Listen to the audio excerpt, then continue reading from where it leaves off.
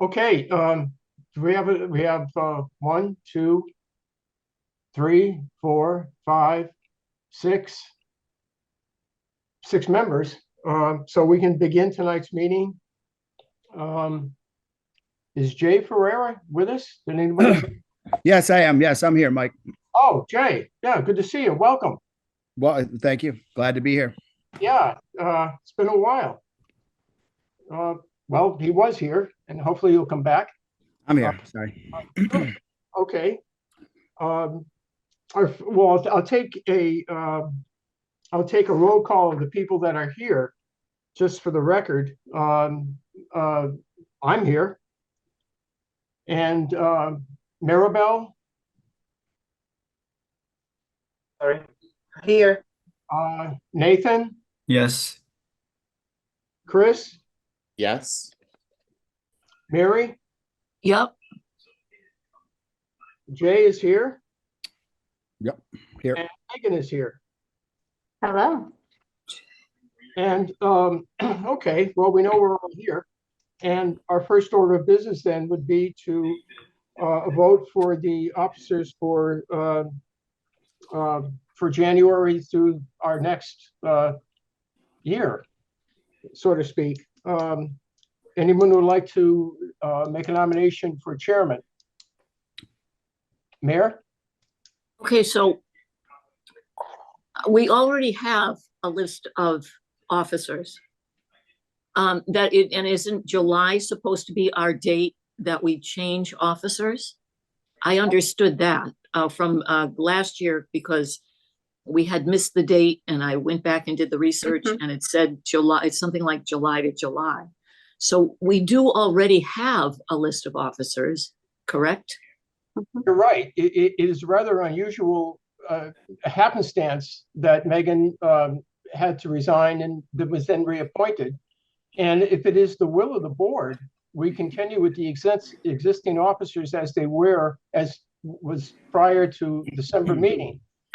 If it's the will of the board, if that's all right with you folks, to just keep the same officers and come July have our normal elections.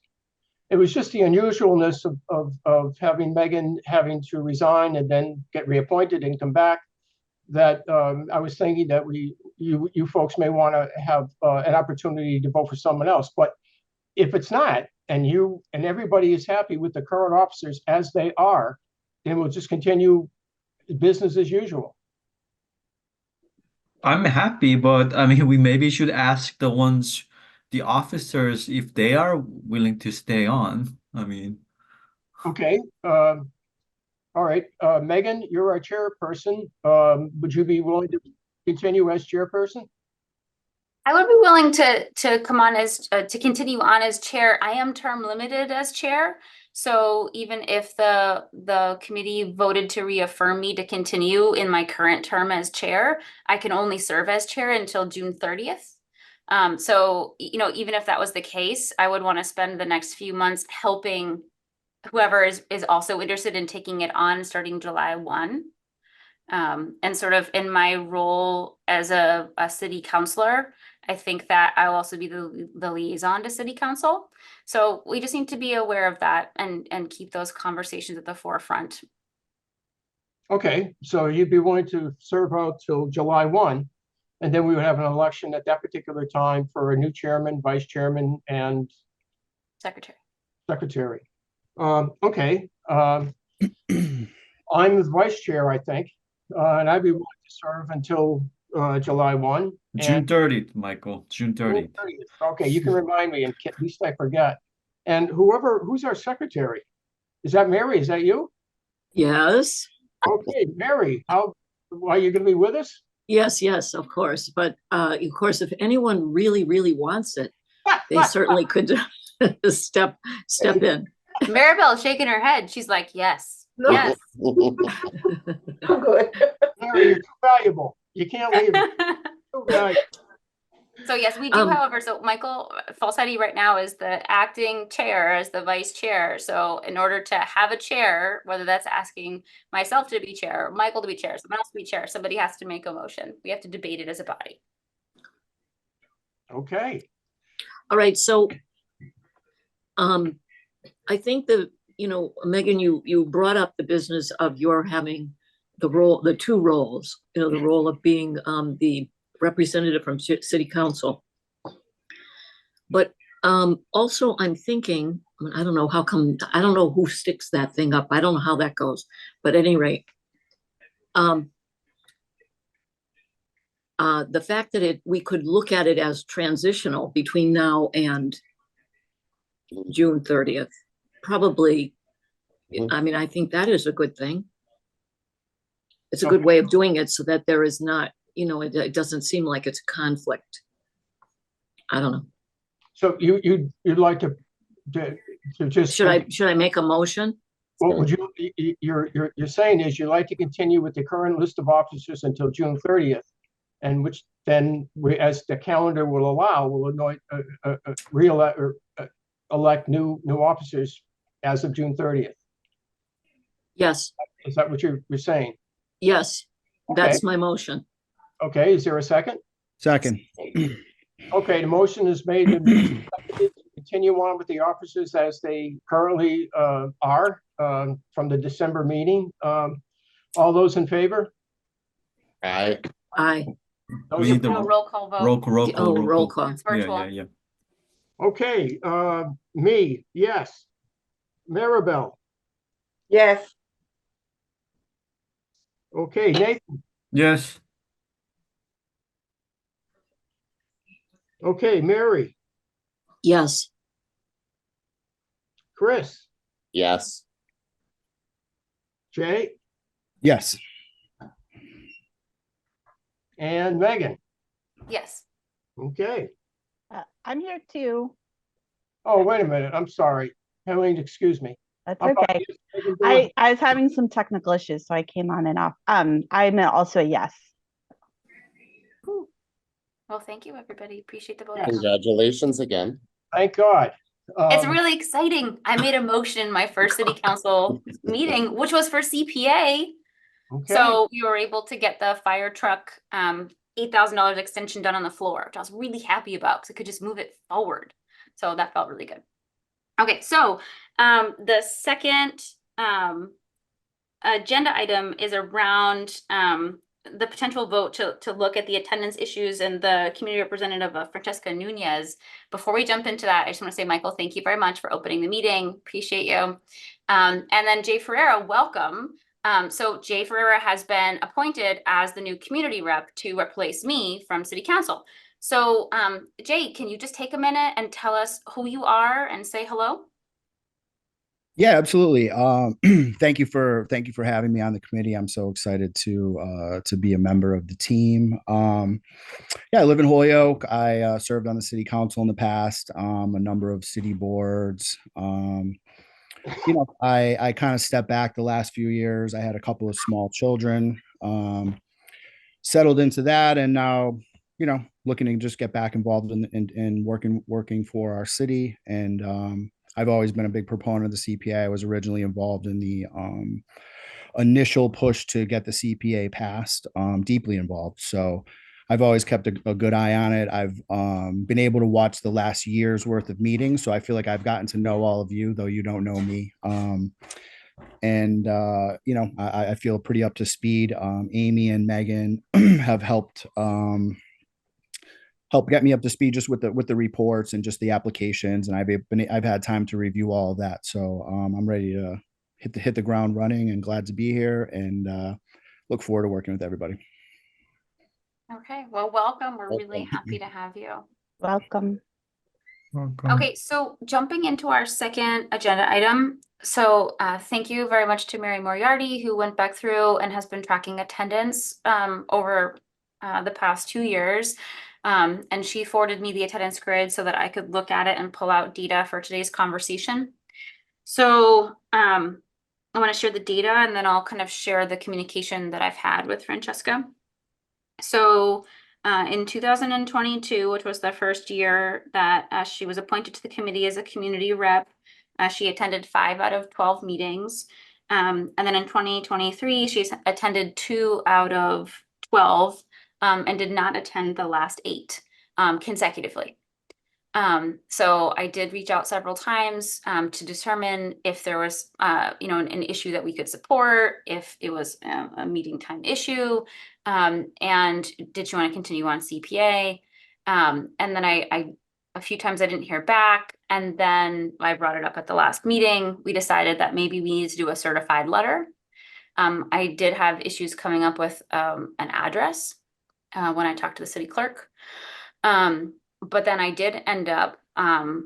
I didn't get a chance to talk to Francesca, but I did get a text message back that she wanted to continue serving. So that's where we're at right now.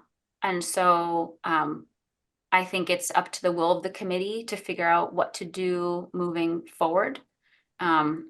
With that, let me pull up the language really quick just to review it with you.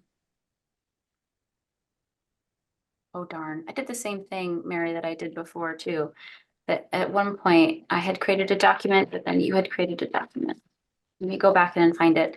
So I want to read from the bylaws, what the, I can read it. Do you want me to read the thing to you? yeah, Article 9. Do you have it in front Yeah, of you? it says. Thank you. Okay. Hold on a second. Oh, good grief. Committee members are expected to be present at and participate in committee meetings, period. Any member who is absent from 3 or more consecutive regular meetings or all of the meetings held during 4 calendar months, any member who is or 1/2 or more of all of the meetings of 1 calendar year may be asked to resign from the committee or may be removed by a majority vote of the remaining members, provided that the notice of the proposed vote is given to the member and to their appointing authority. And she is not present here tonight. No. Michael. Madam Chairman, without getting into too much personal detail, perhaps, did she give you an inkling, or does somebody have an inkling? Does she change jobs? Does she has medical problems with her family? Any indication of what was the cause of her missing so many meetings? Babysitting, change of jobs, anything that could reasonably we could expect would say, well, she had to drive to Greenfield every night or something that would indicate why she missed so many meetings. Madam Chairman, any ideas, any thoughts? Or Mary or anybody actually that may have had any talk with her or anything? Anybody? Nothing. Oh, brother. Oh, brother. She said she wants to continue on. She said she wants to continue on. That was the only message that I got back was, I'd like to continue. And that was it? Nothing else? So it sounded like it's okay, from what Mary just read, that I'm thinking about the agenda. Sorry, I was mostly focused on what we were going to look at today in terms of proposals. Does the agenda include that we would have that vote tonight? Or just discuss?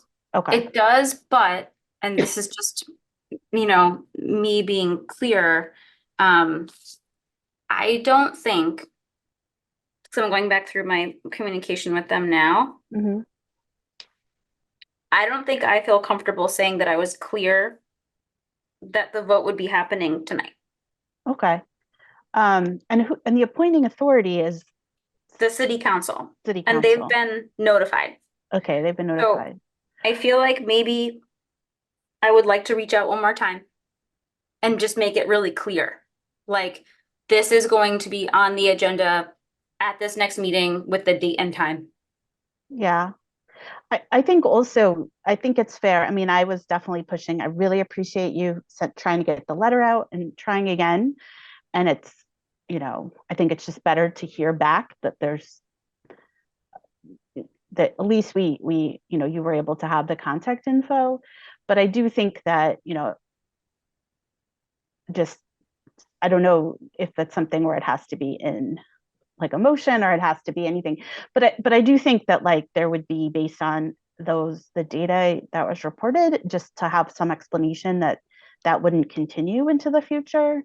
And it's concerning because this is such an important meeting not to be here. So I don't like the idea of ever like taking somebody out of a public held office if they want to Yeah, stay. But of course. it's but you know, there are it's just very important work. We're doing all of this, taking, you know, especially those of us who are representing other boards. This is something we do in addition to the board we're on. So, you know, it's just really a serious thing. And so it seems like some sort of sense of like why that wouldn't continue and would be really helpful and would be necessary if we had a vote again, like if we vote at the next meeting, which I think we should, because that's really outside it's outside what the rules say is acceptable. It's well outside. So, but I really appreciate the extra reach out and just really think that says a lot about you, Meg, as a leader, and just about, you know, wanting to make sure people have as much of an opportunity to participate as possible. Mm. Yeah, I mean, even though it's on the agenda. Oh, sorry. Jay, you raised your Oh. hand, right? Please go ahead. I'll go after you if that's all right. Yeah, sorry, I should have raised my hand. Yeah, I just amplifying what Helen said. I mean, it may be appropriate to vote on this to remove her, but since it's such a sensitive issue, uh, maybe another time, and especially if Megan feels that we need to be more clear, you know, like be very clear that we are voting to remove her, give her the link to the bylaws, and you know, try to get an explanation. Just make it very clear that we are doing this at what time and what date, so she has at least a chance to be present or at least explain herself would be good. Unless, you know, I don't think we're on a super time crunch to find the replacement. So, and actually adding to that, I never got a copy of the bylaws and I can't find it anywhere. So that's another thing. We Yeah, can fix that. yeah. Is it on the website? I'm they're on the website. If you Okay. sign in under committee, you can find them. So Are well, they in the internal I login? will talk about Yeah, that in the other section, but bylaws typically I don't think should be in an internal section. But that's another matter. So I can bring it up in the sixth item, other. Thank you. Amy, do you know if they are in the regular section of the CPA website anywhere? Our committee bylaws? I'm not sure if I know. I know they were in the previous incarnation of the website, but I'm not sure if they are on the current one, because a lot of other information got moved over, and I'm not sure. I don't think that did, but I can, you know, look into it. Yeah, that would be great. And if they're not there, we can make sure that we add them. And it's Mary, you said it's also in the internal section. Yeah, when you sign in, when you do go under committee. I found it. Yeah, it's internal. Yes, thank you. All right, but we can make sure that it's also external as well, because we should, absolutely. Jay. Yes, thank you. I was just going to say, you know, I think that, you know, first and foremost, we want to make sure that the process is clean and that we're being, I think, courteous to somebody who's volunteered to give their time to a city board and make sure that we're doing what needs to be done. But I mean, you know, like was mentioned before, like this is a very serious meeting. There's a lot of presentations are in today, and there's work to be done. So if, you know, at the end of the day, somebody's not able to do the work, that's certainly okay, acceptable. But I think that we would want somebody that's going to be active on the committee, that's going to be out representing the CPA, that's going to be bringing some experience to the committee, some perspective to the committee. Yes. No, we need that. That's something that the committee absolutely needs. And I think that, perhaps I'm not sure if this would be a motion or not, but perhaps we could simply move this vote to the next meeting in 1 week to address it, because there is a process to to post for the opening, to arrange an interview at public service, to go before the city council, to go in and sign in. It's a month and a half, whatever it is. We just want active people on the CPA, in my view. So, my opinion, I think, would be that we should, make sure our process is clean, and make sure that, again, that we're being courteous to somebody that, like I said, has volunteered to give their time to the city. But, I think it's time to go one way or the other. So that's my opinion on it. Thank you. So is that a motion? Yes. So the motion is to Motion move would- this vote to the next meeting? The motion would be to move the vote to the next meeting, and to maybe have a light discussion about how best to make sure that we're being respectful of Francesca, and being good about what's appropriate in terms of process, in terms of posting agenda items and that sort of thing. That was the general motion. If somebody would want to clean that up and narrow down the wording, that would be acceptable to me. Yeah, I think we can table the agenda item to the next meeting, because I do think that those pieces exist in the current agenda item as it stands. And I was able to actually just make contact with Francesca by phone. So I'm encouraging her to get on and join the meeting if she can. Okay, let's move to number 3, which is quickly reviewing and approving the minutes from December 13th. Thank you, Mary, for all of your work on that. I hope everyone got a chance to look at the minutes. Jay, I don't know if you got a chance to read the minutes, and of course, totally fine to abstain since you were not on the committee at that time. Yeah, I'll abstain. Any other concerns, anything in terms of looking at the minutes that folks want to see changed? Oh, good, she's joining. Good. Yes, Mary. So I'm still not really clear on what the motion was, so I will go back and listen to the tape, of course, but it's, when you tried to clean it up, I think you said something about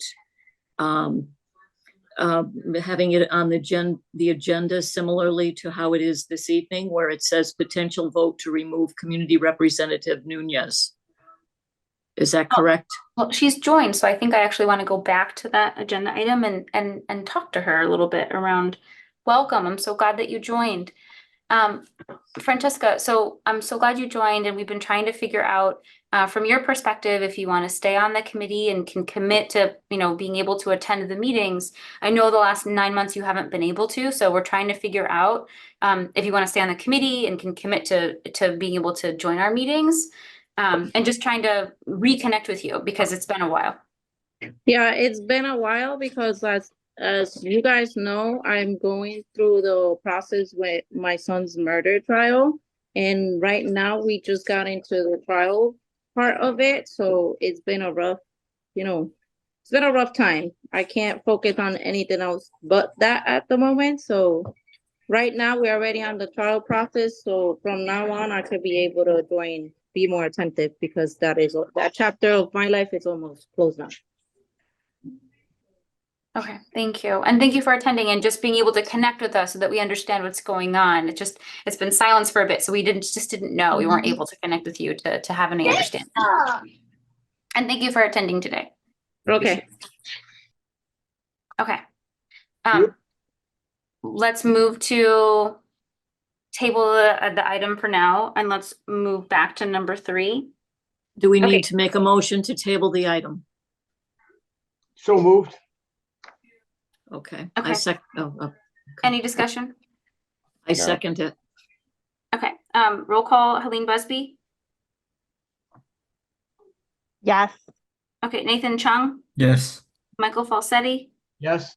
Jay Ferreira, Yes. Chris Gothier, Yes. Meg McGrath Smith, yes, Mary Moriarty, Yes. Maribel Ortiz. Yes. Okay, all right, thank you. All right, so let's go back to number 3. Mary, is anything in the minutes that you caught? I know you're your worst critic. Well, I didn't, but I but didn't either. that doesn't mean they're perfect. So if somebody else caught something, I'm open. Okay. All right, do I have a motion to approve the minutes as they stand? So I made move, a motion. go ahead. Okay. Chris, was that a motion? Yes, to approve yes. the minutes. Yes. And a second? Second, Okay, any further discussion? No. Okay, Aline Busby, Yes. Nathan Chung, Like to abstain since I wasn't there at the meeting. yes. Michael Falsetti, yes.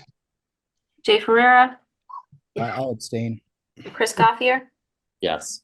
Mike McGrath-Smith, yes. Mary Moriarty, Yes. Maribel Ortiz, Yes. and Francesca Nunez.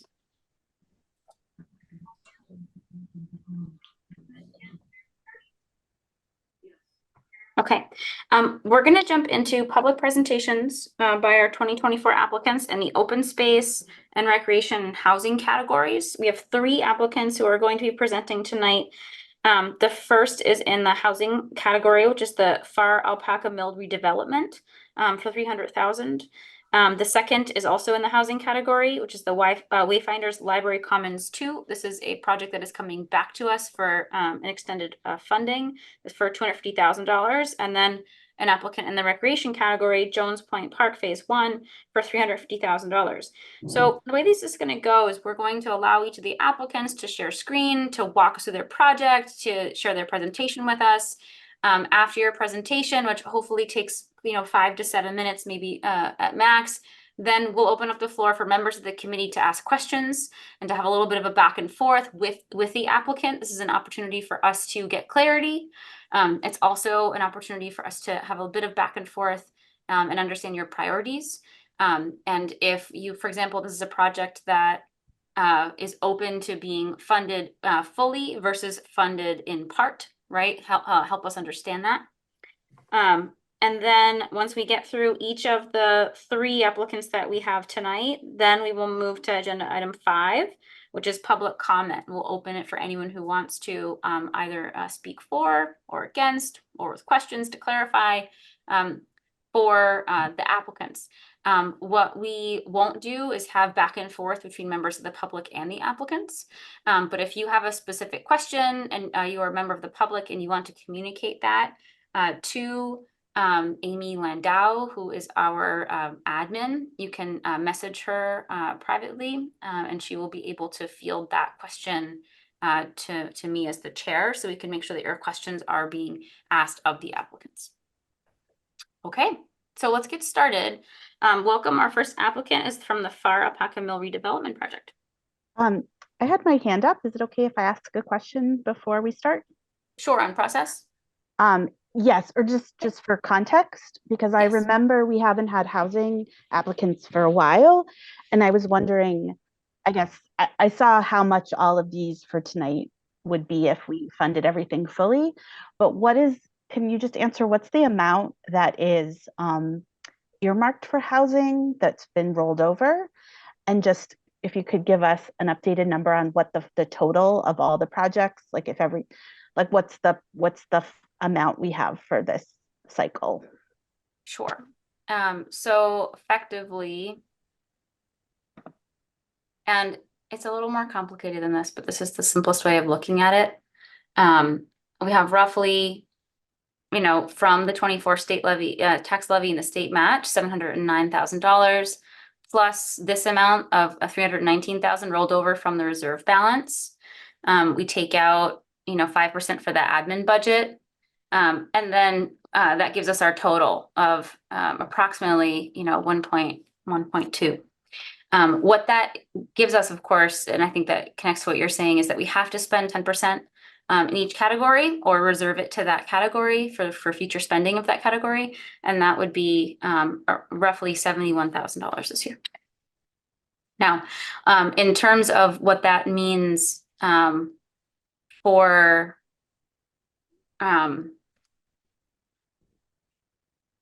the reserve balance, because we've been working with our financial consultant to be able to create separate accounts actually divide out, right? Not pull everything out of just the reserve balance, but to actually make sure we actually had separate accounts. Effectively, when you look forward at it, because we're supposed to spend 10% overall, we have satisfied that already. So what is in the reserve balance could be used for any category. Okay, so just, sorry if I'm missing something completely. If I remember the last two sessions like this that are in the beginning of the year, there weren't any housing applicants. And so was the money from those 2 years, the 10% was like supposed to go to housing and didn't get, and so then it rolled over, and now this year we have a minimum. We have to, if we pick a housing applicant to pay. Does that make sense? I feel like maybe I'm not being clear. Yes, because in previous years, we have spent way beyond 10% in the years that we have had housing projects. And so this year we only have to meet the minimum. Okay, great. Thank you for clarifying. That's my question. Yes. Okay. All right, let's begin.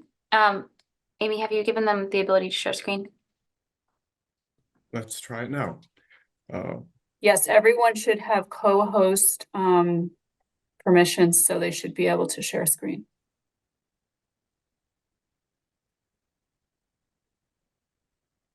Does everyone see Appleton redevelopment application for CPA funds? Yes. Yes. Okay, so my name is Hagop Tobermajian. I'm a project director at Wind Development, working on this project with my colleague Matt Robina, senior project director, who's also on this call and will help answer some questions.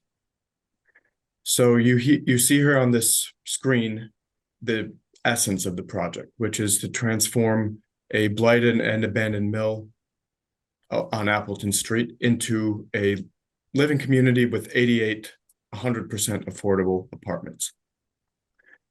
To quickly describe who we are and why we're doing this, Wind Companies is a mission-driven family company focused on stewarding and creating affordable housing and providing excellent supportive services to the residents of the housing we create. And we're experienced leaders of adaptive reuse projects just like this one. So you're looking at a similar mill complex in Lowell, Massachusetts that Wind redeveloped into affordable housing and mixed income housing, very similar to the Farr Alpaca mill in Holyoke. And that's one of dozens of similar mills that Wind has redeveloped, almost pioneering the adaptive reuse of abandoned mills into affordable housing in the Northeast. And I believe we're the largest or the leading redeveloper of abandoned mills in the country. So this project is located at a really key location in Holyoke. I'm sure you're all familiar with it, directly facing the Massachusetts Green High Performance Computing Center. It has frontage almost the length of 2 football fields facing the computing center, directly adjacent to the Heritage State Park, the Holyoke Heritage State Park, and very close to City Hall and other key institutions. So it's a really visible and large site that has been sitting vacant for decades and becoming increasingly unstable structurally, increasingly dangerous and unsightly for the community. It's been largely vacant for nearly half a century. And these are some pictures of what it looked like just before we started construction on the project a year or so ago. So you're all very familiar with what it looks like now and how things have been going. But the great thing is this is going to be completely transformed with your help into a new gateway to Holyoke and a new anchor of housing stability for 88 families. And it's a complete community, not just housing in the mill, but also a brand new community building located adjacent to the mill and parking very nearby for all residents. So at a glance, as I've mentioned, there's 88 apartments. They're all affordable and they're at a range of incomes. So some are very deeply affordable for people at 30% of area median income. The rents for those units are under $500. And then you've got the bulk of them at 60% AMI and a few at 80% of area median income. The average rent across all the units and all the unit sizes is about $1,000 a month that residents would be paying. And most of the units are 1 bedrooms, but there's a mix of other unit types. And this is targeted for older adults, for households with at least one member age 55 and up, because these are the most vulnerable people in the community with the greatest levels of housing insecurity and rent burden. There's also a wonderful amenity space that will be created in the community building. So in addition to on-site management, where the residents will be able to directly ask for maintenance or any other requests, a one-stop shop for everything. There's also a fitness center. There's a lounge for residents. On the other side, there's a recreation area along the canal. And as mentioned, there's parking for everyone. There's laundry for everyone. This is also a 100% fossil fuel free development. It's all electric and designed to enterprise green standards and with very high quality roof insulation. There's a number of steps we've taken to make this as green and sustainable as possible. Here's a look inside what the resident community lounge will look like. And this is what a unit will look like. You can note the really large and beautiful windows. I don't think there's windows anything like this in new construction, certainly anywhere in Massachusetts. And that's the beauty of when you do a historic project. You preserve some of the features that aren't being built in new buildings today. This has been a real community effort. It wouldn't have been possible at all without the Holyoke Redevelopment Authority. They have some, I believe Aaron or John might be on the call too. They were absolutely critical. The project was their idea, and they selected Wind Development to lead the project, but it was thought up and championed by the HRA and also the Office of Planning and Economic Development, with major support from One Holyoke CDC, which administers community development block grants, as well as numerous other community partners, including Holyoke Gas and Electric, the Chamber of Commerce, the Holyoke Boys and Girls Club, which is our next door neighbor, and the elected officials in the city, who have been really key partners. So you're probably aware that construction is underway. We were able to start midway through last year, and this is a picture I took today actually while I was at the site. Thanks. We were able to begin construction with a small gap in our capital stack of $300,000. We had all the other sources secured, and that was enough to get us going. And knowing how urgent the need is for this project, we decided to begin with that $300,000 outstanding.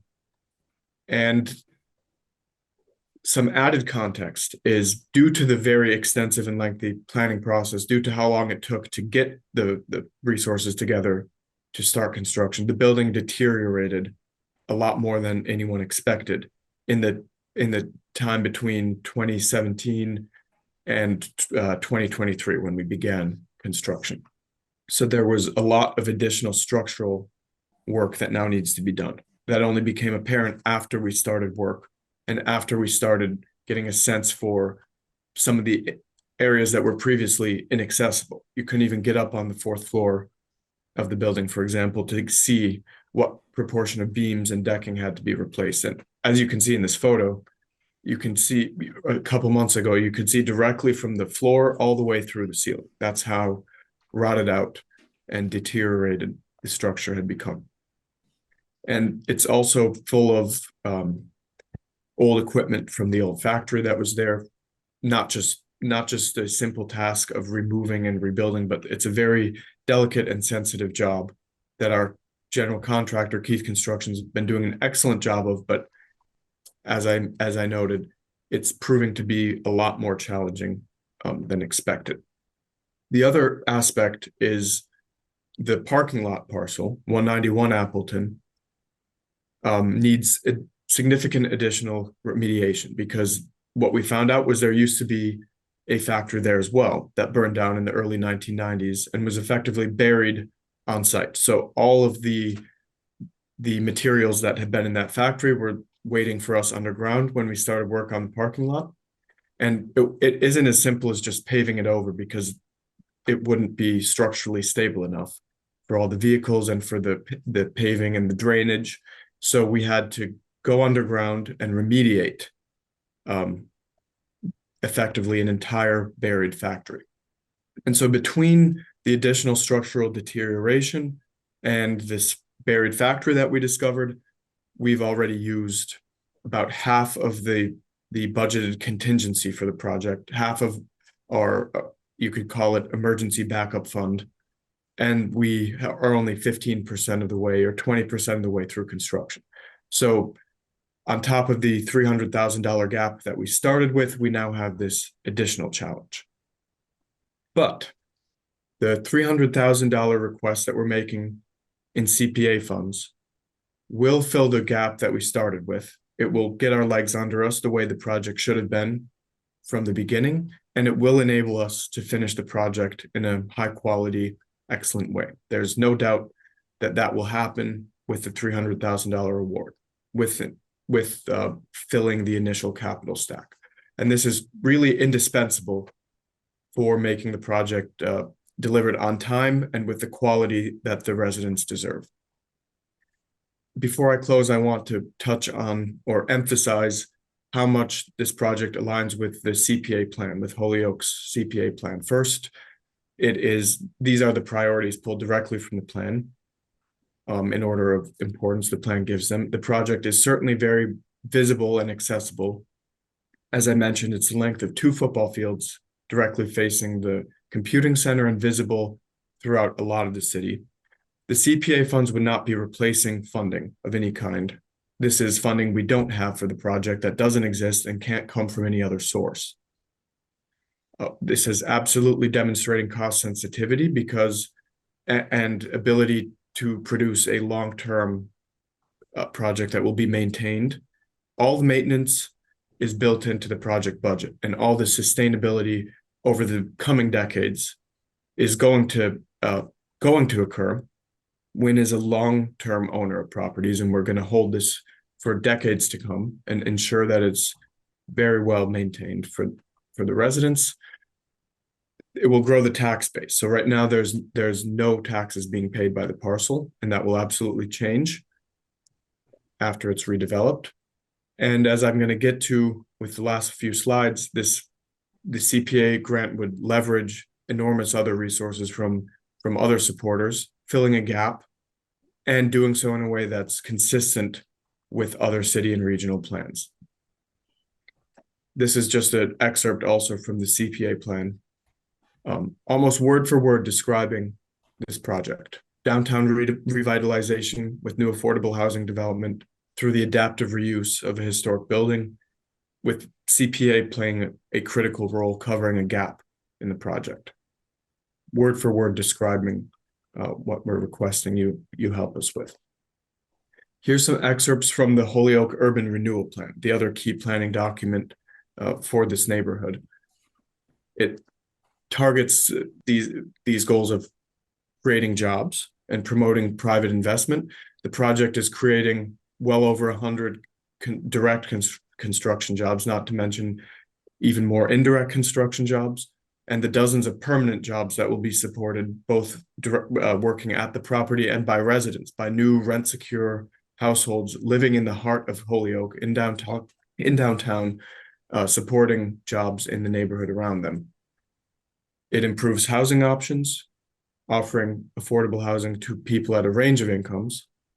It changes a blighted and deteriorating property into a real gem that will be a beautiful landmark.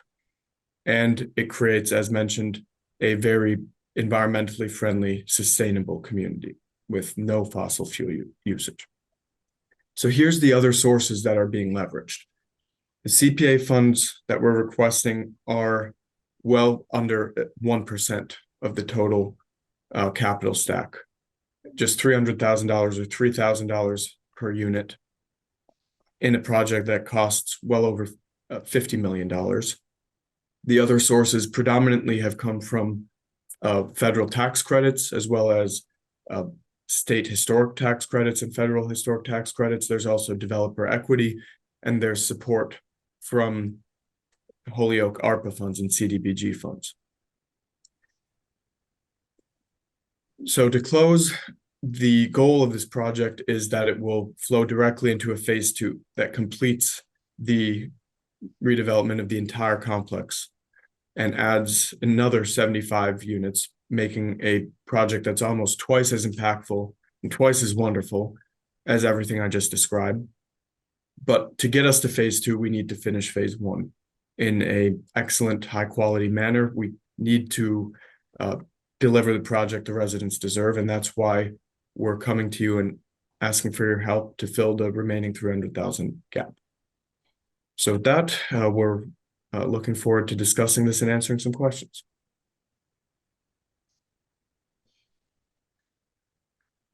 All right. Thank you very much for your presentation. All right, Michael Falsetti, I see your hand. Sir, what is the current gap, given the current costs and the surprises you had with the deterioration that has occurred since you first started your story, and with the environmental work done at the parking lot and inflation? I take it $300,000 is an amount that is, will that cover any new gaps that appeared as a result of inflation or these environmental work or that deterioration that has occurred? Has that gap gotten wider since you last proposed this? So the good news on inflation is that's pretty much priced in already, because we have a contract with the general contractor and they have to deliver the project for a price we've already agreed on. The thing is, on top of that agreed price, they can make change orders. So they can request additional payment for unexpected things that we encounter. And so that's the structural work, that's the buried factory. These were unknowns when we started the project and not priced into the original contract. So the good news is we're pretty much protected from inflation. To answer your question, the gap is $300,000 because that's what we started the project short with. All projects have built-in contingency, knowing that there will be unknowns. And the general standard for a project of this size and scale is a 10% contingency, which if we get the $300,000, we'll be able to fully fund, and we'll have the correct sized contingency that will allow us to both overcome all the unknowns we've already uncovered and overcome the remaining unknowns as we finish the project. Okay. And I'm sorry, do you mind if I just add a little bit more context to that as well? Matt Rabina, I've been working with Hug on this project for the past few years. To your question about inflation, we had a significant gap in the project after this was initially funded in 2021, and went back to the state, to DHCD, now EOHLC, where they awarded an additional $4.7 million to close that gap, and that dealt with that inflation issue. But we also needed $500,000 from the city to finish closing that. The city was able to come up with $100,000 of additional CDBG funds through One Holyoke, and another $100,000 through a home ARPA allocation, and that's where this $300,000 comes from. So we're just trying to get up to where our initial starting point. The state allowed us to move forward under the condition that we continue to seek that $300,000 from the city in order to try to close that initial gap. We're essentially on the hook for that if for whatever reason it never materializes. And what Agap's saying is we know that we have these big issues that we've already had to pay for. The structural issues alone, which if we had let the building continue to sit for another wet season, this has been a very, very wet year, would have increased, probably another $1 million, just given how much deterioration we've seen in a short amount of time. So this basically lets us get back to what we thought was our initial starting point. And then, from there, we are on the hook for any additional cost overruns. But we're just trying to level, get to the point where we thought we were starting at. Hagub, I'm mispronouncing your name. I know I am. But No, you got it. I take it the environmental considerations of asbestos, coal dust, all that kind of stuff, that's already been, I take it you've already budgeted for that to hire a company to clean the properties, not only the parking lot, but the building itself, I take it. Absolutely. And the spot where we have the community building, all 3 parcels are fully clean and remediated and ready to be inhabited. Okay, so the 55 million to $328,551, that's to cover phase 1, phase 2, and the community building and the parking lot. That doesn't include phase 2. So it's the community building, parking lot, and phase 1. The 55 million is for phase 1. Mm-hmm. And what was it again that it covered? The parking lot. Yeah, I'll go up to this diagram that shows you, yeah, right here. This is what's covered by the 55 million, by our current project. Okay, so phase 1 would be the parking lot. Phase 1 would be 88 units at 216 Appleton. And it would also include the community space parking at 5 Essex Street. Mm-hmm. I thought, isn't that the community building? Yeah, the community building, and there's some parking around it. So they're both. Oh, that's okay. Yeah. So phase 1 is the community building, the 88 units in the parking lot, that's phase 1. And that's for the 55 million. Mm-hmm. Okay, what would be that being said, you had phase 2.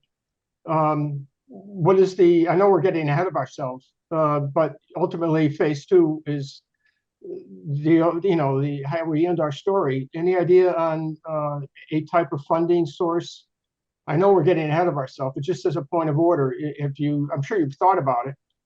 Do you have any necessary, will we see you again, I guess is what I'm asking. We likely will come to the city to request some support for phase 2. The bulk of the support for phase 2 will come from other sources, from historic tax credits, which we're already accumulating for phase 2, from low-income housing tax credits, from developer equity. And for projects to be competitive for all these other resources, there needs to be some form of local match. The state requires it. And so we will, when the time comes, likely come back to the city. It might not be the CPA, it might be another source, but it's I guess standard practice that every development needs to have some form of local support. Would you mind showing phase 2, the building referred to as phase 2, along with the other buildings? Yes, I think down here at the bottom, I had the diagram.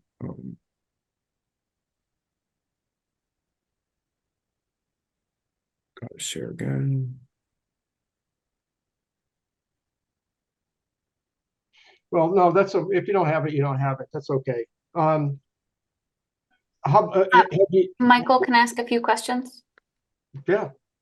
So, I was looking through the application and I can see that you're asking for sources of funding from a variety of other partners. So, in total, the CPA ask is like 0.5% of your budget overall. And you've secured $450,000 already from the city in ARPA and CDGP funding. So if we take that total and add it to the hypothetical funding that you might get from CPA, even in total, it would mean the amount of money that you're getting from the city is 1.4% of the total budget. That's correct, yeah. And all the other sources have already been awarded. So they're all fully secured. We're not in the middle of applying, they're not in doubt. The only remaining source needed is the CPA funds. So when you look at the budget document, it looked like the $300,000 breaks down to $3,409 per unit that would be given by CPA per unit. And it says in there that if the funding doesn't materialize, then the reality would be that it would impact the quality of finishes and fixtures and impact overall resident experience. So can you delve in a little bit more into that and get more specific around what the impact would be if this funding doesn't materialize? Yeah, so as I mentioned in the presentation, what will happen if we don't have the funding is we won't be able to fully fund our contingency. And that will mean we have to make other cuts in order to finish the project. So Matt can weigh in here for the types of examples because he's been through this more times than I have, but it would be things like the finishes in units, the materials of the surfaces of the kitchens, of the appliances, the lighting. Matt, what are some other examples of what could happen? Yeah, and I think the ability to fit out the community space, right? We're building this community building with a large communal kitchen, the fitness center this is going to be a 55 plus community. A lot of so we include fitness centers for encourage an active community. So a lot of that stuff wouldn't be able to get done. We largely have to keep the structure. That's all going to be done. It's really just the final finished product, flooring, light fixtures, things of that nature. But $300,000 is certainly enough to make the difference between a project that feels really nice and beautiful and a place where people are really proud to live, and something a little more subpar, something that feels more like affordable housing. And we think it's really important that the project achieves the first vision, that it is this really beautiful place that the whole city's proud of, residents are proud of, and we are not sure that we'll be able to get there if we have this gap moving forward. Thank you. Are there any other questions from the committee? Helene, and then Nathan. Thank you so much for this presentation and for the application, which was very long to read, but very detailed, and just how much work has gone into this and how many different funding sources and how much community has been involved already. So it's all really exciting to hear about. And I really love the idea of that when we build affordable housing, we make it excellent housing because people have a right to excellent housing, and that really does impact people's quality of life. So that's all amazing. I guess I had two questions. Just one was going forward and leveraging more funds potentially, especially if, again, other things come up and you need to add on to your contingency budget, and just sort of how, like, hypothetically that might work, because you have sort of already leveraged, it seemed like, a lot, and that the 300,000 is the gap as of now. And then the other question was just, so it's a 55 plus community.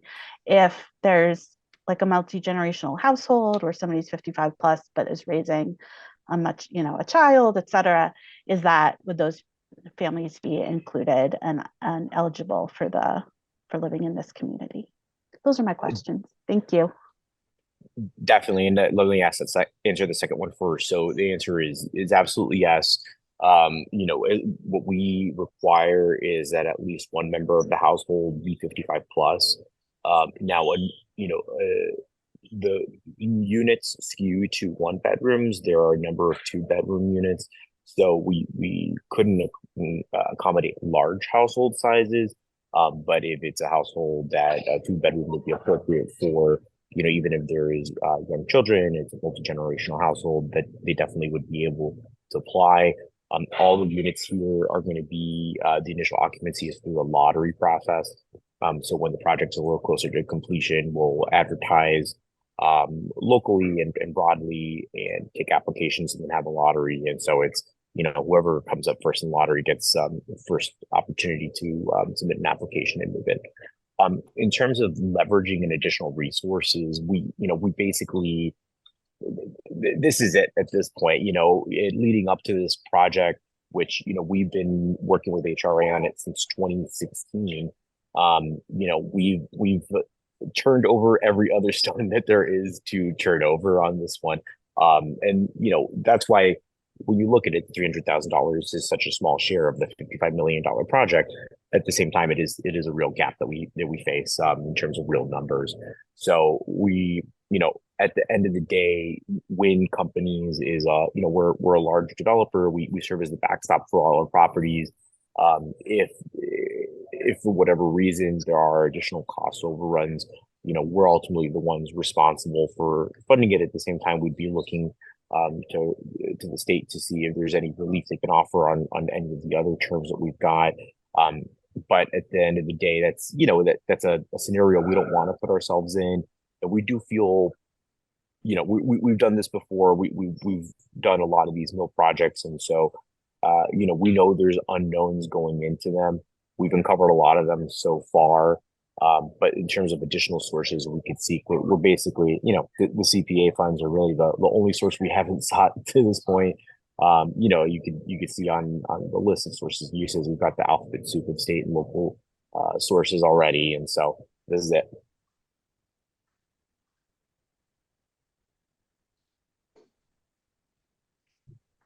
Nathan, and then Jay. Thank you. Yeah, thank you for your work. Was wondering some, quality of life questions for the residents, and also I have some overall questions about the physical health of the place. I'll start by asking, I know the big windows, I sometimes in restoration buildings, the big windows, as nice as they are aesthetically, they can be a huge source of heat loss and high heating costs. And this being an affordable housing, I don't know how you arrange the utilities, but how are you trying to address like a potential insulation and heating cost issue that arise with the big windows? That's a great question, and frankly, it's a huge challenge on these historic buildings. The main issue is that we're constrained by what the National Park Service and Mass Historic Commission allow us to do on the interior of the buildings, and so we have to leave exposed the masonry walls in the living rooms, but we are able to insulate the bedroom walls for some added thermal comfort. In terms of the solar heat gain, you're absolutely right. This is an issue that we see quite frequently. And so we're pushing our window manufacturers to use glass that has lower solar heat gain values and lower U values to help mitigate some of that solar heat gain that you would see from the large windows. In terms of the utilities, so the rents for these affordable properties require that you give the resident a utility allowance for any utilities that they pay. And so let's say, the rent is set at $900 a month, but the anticipated utility cost is going to be $150 a month. You basically have to back that out from the rent when you're setting the rent with them. And so that's factored into the overall cost of the housing for the resident to make sure they're still not paying 30% of their income on total rent plus utilities. Thank you. And but more on the structure. So I'm aware of some soundproofing concepts like STC and IIC. And I know sounds can be a big deal. Noise issue can be a big deal in these apartments. Do you have strategies for those types of issues? Definitely. So I guess three main sound components, right? Floor to floor, unit to unit, unit to corridor. Floor to floor, what we do is we pour a layer of gypcrete, which is fluid gypcrete, between 1.5 inches to 3 inches, and so that helps mitigate the sound transfer from floor to floor. And then in terms of unit to unit and then unit to corridor, we often do 2 layers of stud walls. So the unit to unit and unit to corridor aren't directly connected by the same studs. There's some staggering of the studs in order to make sure that if there's vibration, because the sound is just vibration, right? So we try to isolate the vibrations to one side of the stud so it doesn't transfer or transfer much more slowly to the other side.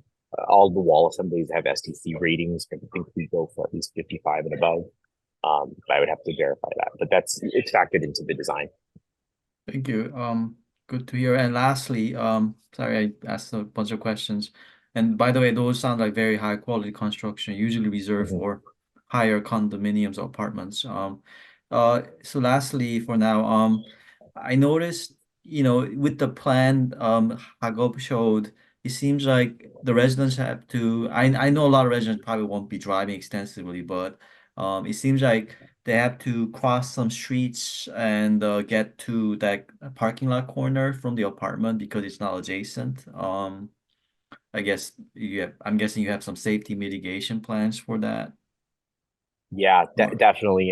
And unfortunately, it's, the way that the site laid out, the building itself, we've got the canal on one side, the railroad on the other side, and then, just a very, very small frontage on Appleton Street. So there really was no opportunity to add parking more directly adjacent to the building. I think one of the primary or one of the most popular spaces is really going to be the parking around the community center, which is, I think we have either 19 or 21 spaces there. People can enter the building, take the Sky Bridge across into the building. For the parking lot at 191 Appleton, we're adding some pedestrian safety measures at the locations where we're adding some crosswalks. I believe we've got a flashing sign in order to, warn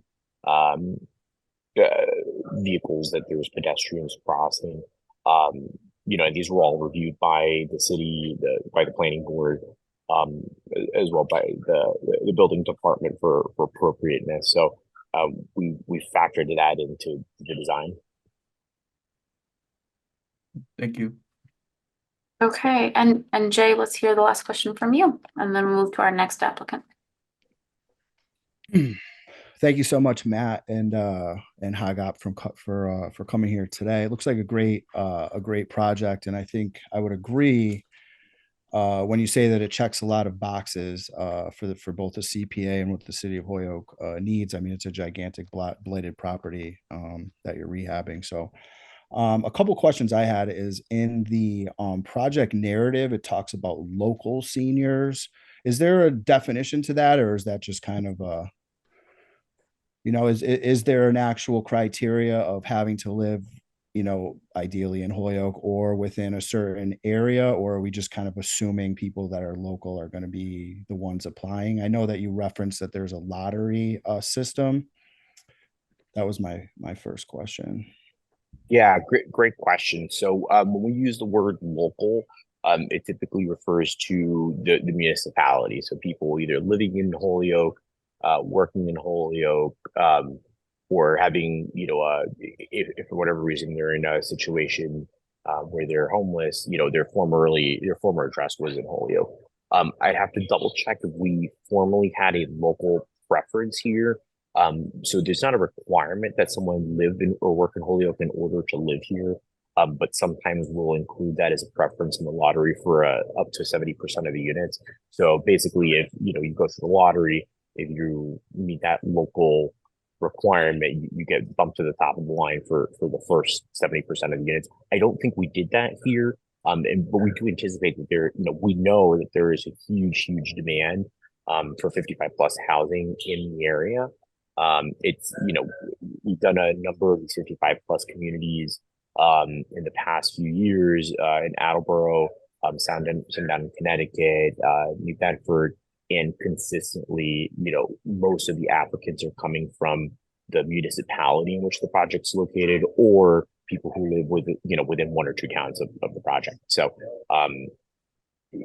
here I think we use it less formally and more to just reference that we know there's a lot of local interest in our marketing kind of team definitely is focused on Holyoke itself as the place where most residents will be coming from, with their awareness of the community, the needs, the types of units we'll have.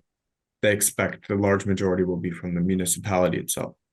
Yeah, I mean, Mary, sorry, I just want to move to Mary's last question so that we can move to the next applicant if that's possible. Sure. Yep. My question is simply, what's your timeline? When do you end? I know you have already begun. When do you anticipate, having finished? Spring 2025. So the community building hopefully will be complete by February, and then the units themselves by May, and ready to be occupied and enjoyed by the residents within a little over a year. Thank you.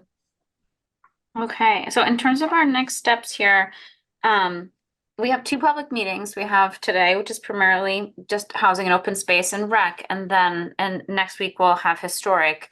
And then in the weeks after that, the committee is going to be reviewing the applicants' applications and the letters of support. Some of them, of course, are already can be attached to your application, but if other letters of support come out or you want to send to us afterwards, feel free to send them to Amy. She will forward them to the committee. And we can put it in our database so folks can see that they're attached to your application. If you have any way of sharing that how there's interest significantly in a 55+ community here, please let us know so that we can have that as well at our fingertips. And then in February, when the committee votes, we will vote on projects. Okay. All right, thank you so Great, much. thank And you. don't hesitate to reach out by email. If we have any other clarifying questions, we'll reach out by email as well. Okay. Thank Fantastic. you so much for your consideration and time. Thank you. Thank you. Okay, we're gonna move next to the Wayfinders project. Welcome, Bruce, Hello, and welcome, Ben. I will share my screen. Good evening. Good evening. Can everyone see my full PowerPoint screen? Mm-hmm. Great, thank you.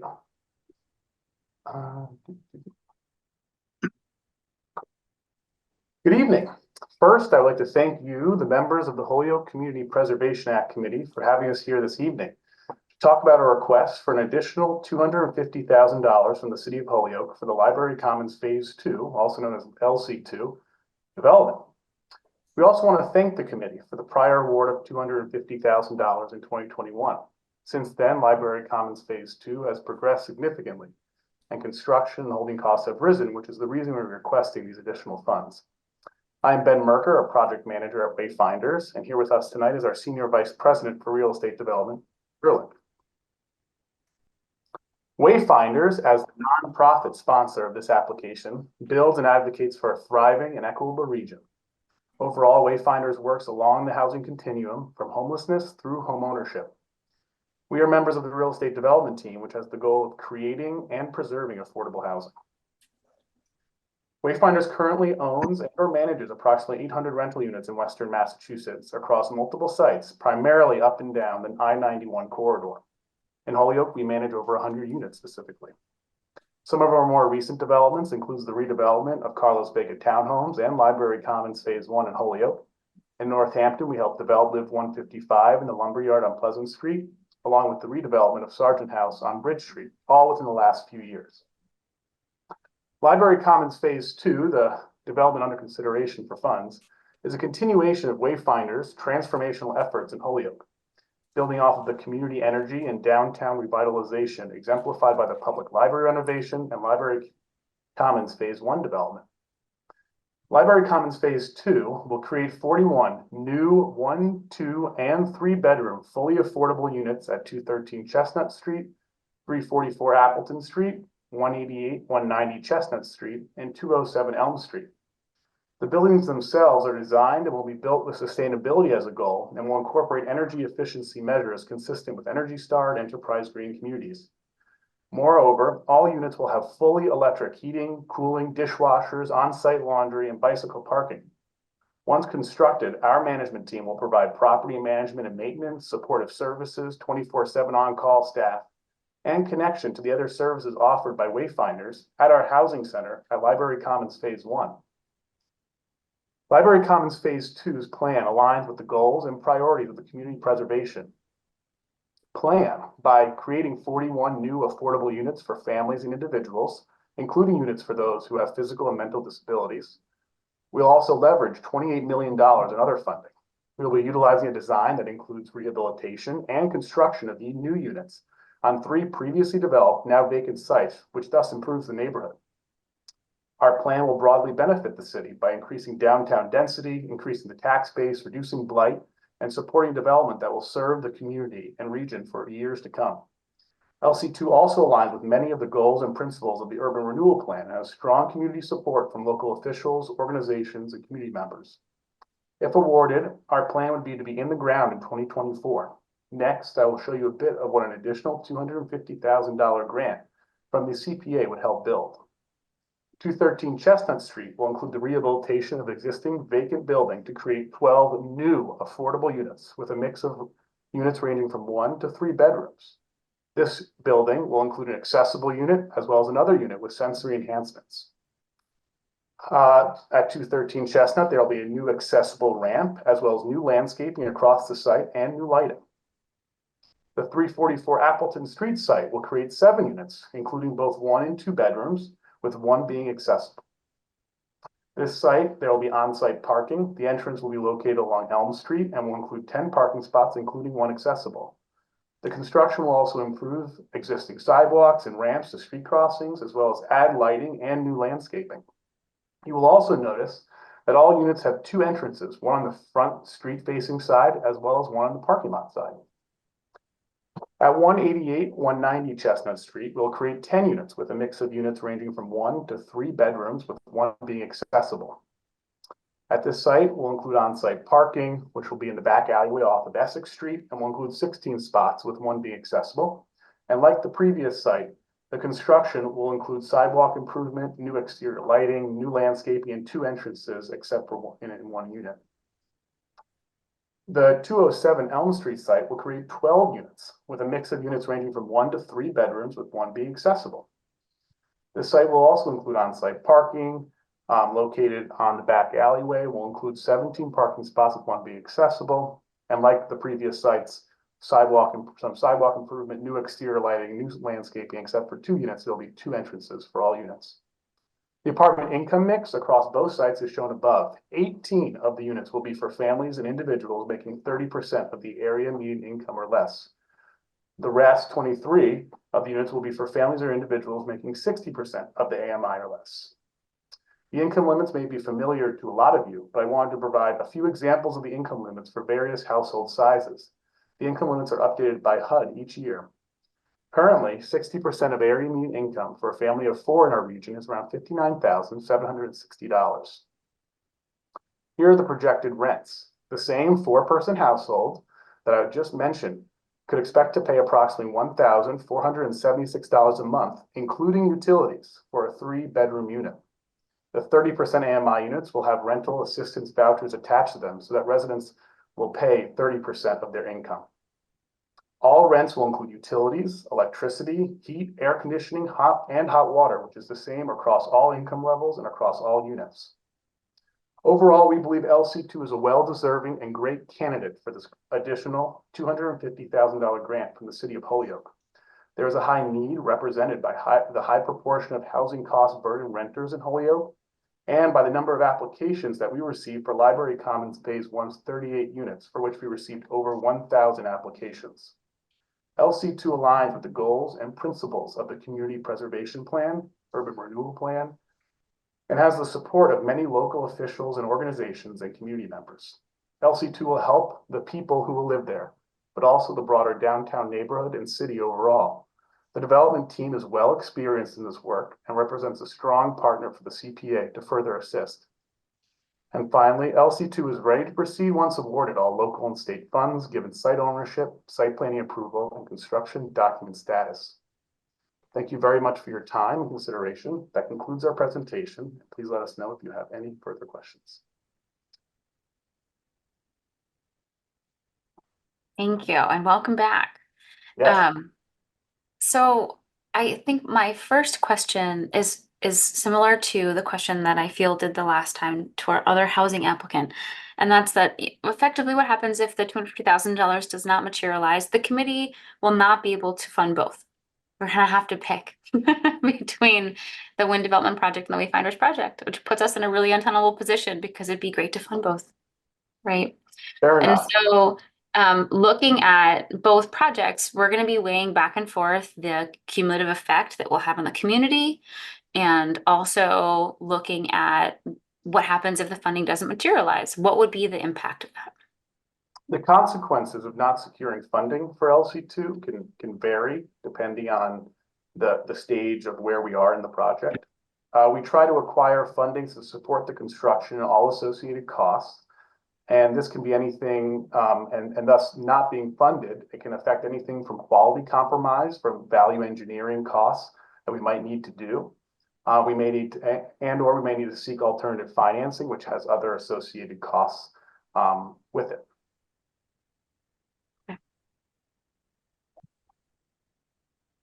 Are there any other questions from the committee? This is a project, of course, we're more familiar with. We've heard you before, right? We've funded you already in an earlier stage of this work. Yes, Nathan, a question? Yeah, thank you. Are the 4 homes, are they gonna be built in phases? Sorry if I missed it.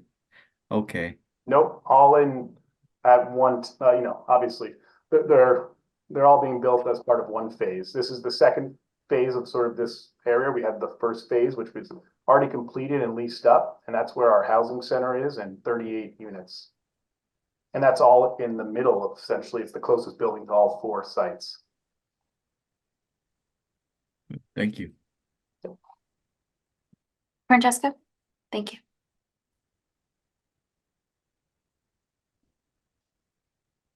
I have a question. Since Yeah. I come from a family of 5 kids. I'm a mother with 5 kids. I haven't heard no bigger than a 3-bedroom. Is that gonna be anywhere in the plan in the future or something? Because this is like the 3rd project that I hear with housing, and the biggest is a 3-bedroom. Right now, that's sort of where our development stands. I can't speak to other developers in the region. That's generally where we sort of put a lot of our, to sort of mix it between 1, 2s, and 3s. Holyoke is in need of bigger apartments than the 3-bedroom, like highly demand too. Right. No, it's good to hear that. And I know that Wayfinders has other 4-bedroom units in its existing portfolio, but yes, they are fewer and far between in general, every place. But we will keep that in mind as we are developing future projects, that there are large families that need it. So a 3-bedroom unit is really a maximum of 6 people, if there were 2 people per bedroom. So that would be, and a child not sharing a parent's bedroom legally, unless it's, I think, an infant or something like that. So, yeah, but there's also kids with special needs that need, it's like they're able to share because they're the same sex, but the reasons are because of, disability and stuff like that. I mean, I'm sorry if it doesn't have to do with this, but I've like already heard a lot of 3, 3, 3, and I'm like, oh my God, when the 4 bedrooms are coming up. okay. Well, thank you. Thank you. Thank you for your input. Helene, a question.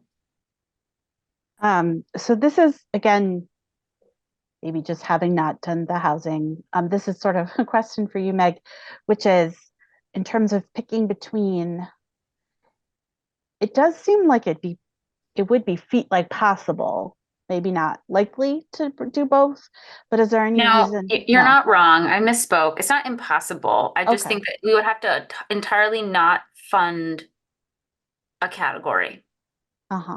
Okay. So in order to fund both, which we could choose to do. Okay. I just am thinking about that. Yeah. And because, I mean, they both really seem like at this sort of apex of like really benefiting the community, and hearing about the 38 applicants, sorry, that over 1,000 applicants for 38 units.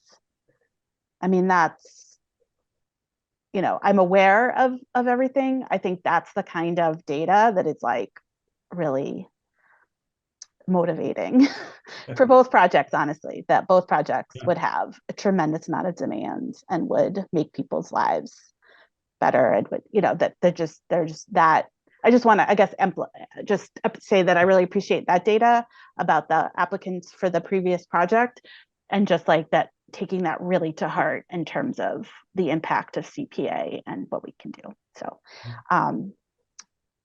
so that's not really my question, but just an appreciation to have that information to consider. So thank you very much for your presentation. Yeah. In that light, actually, our management staff, given that they're at LC, the first phase, our supportive service staff, management staff will all overlap. So that's sort of good continuity of the whole neighborhood sort of that our project sort of represents. Our staff is excited for this development as well. So because so just wanted to mention that. Now, the building that will be rehabilitated is the Appleton building? Chestnut Street, 213 Chestnut Street. It's the Okay. one right across the street from the library. And the others are new construction. Correct. Does that mean that those are on vacant lots currently, or does that mean that there are buildings there that will be torn down? Nope, there is nothing on those lots currently. They are sitting vacant. We obviously keep them up to keep them looking presentable for the neighborhood, which does cost a lot of money to keep them up. But yes, they're vacant, and then we plan to build on top of them. There's one little garage structure on one of them, but that's just like in the back corner. But there's no residential buildings on any of them. Yeah, I'm thinking about in the preservation plan, it does specifically name infill as something that the CPA should be prioritizing underneath the housing category. Yep, we saw that as well. Are there any other questions from the committee? Okay, all right, thank you so much. Really appreciate you coming back. Thank you very much for your time and consideration. Okay, thank you. Yes, thank you for your work. All right, welcome, Mr. Reynolds. Good evening, all. How are we doing? We're doing good. So now we're gonna move to our third applicant. We'll move to Tom Reynolds, who's presenting for Jones Point Park, stage 1. Good evening, Community Preservation Act Committee. Thank you for hanging in there. I know it's a lot of hours going into all this stuff, and we appreciate everything you guys do on your end to help us work on our end to kind of bring everything back to the community. It's a great program. I'm very, very fond of it. Very lucky to be able to access it to the levels that we have in the past. So my share screen with you guys. Let me scoot here. Apologize here. Boy. It may just be me, but it looks like it is. Yeah, yep, gotcha. There we go. We could do this. There you go. So Jones Point Park, down in 61 Oxford, or there's no number to it, but it's down on Oxford Road, Ward 7. And we are revisiting. We had last funding cycle, we have done the master plan creation for Jones Point Park. Luckily, we worked with Ty and Bond, who has been an absolute phenomenal outfit to work with. Very much enjoy working with them, learning a lot as we go. And, you know, a quick turnaround with when we started the project and to where we are now. We're kind of taking the bull by the horns here and moving along. So I'm just going to scroll through some items here. You know, Jones Point Park is right along the river, down in Ward 7, not too far from Ian White School, down off Yale, Oxford, Park Slope, owned by the city for quite some time now.